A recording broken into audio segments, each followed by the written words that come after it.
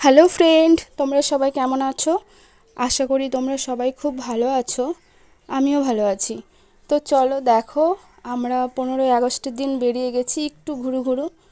হঠাৎ করেই প্ল্যান হয়েছে, যাওয়ার কোনো কথাই ছিল না, তো হঠাৎ করে চলে গেলাম একটু ঘুরতে। তো রংটং গেছিলাম, বেশিক্ষণ দাঁড়াতে পারিনি, বৃষ্টি শুরু হয়ে গেছে বলে আবার ওখান থেকে রিটার্ন আসতে হয়েছে।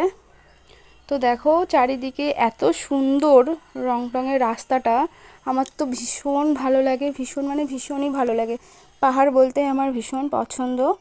তো আমরা বেশি উপরে যেতে পারিনি, অল্প একটু গিয়ে চলে আসতে হয়েছে, যেহেতু আমরা 4টের সময় বেরিয়েছিলাম।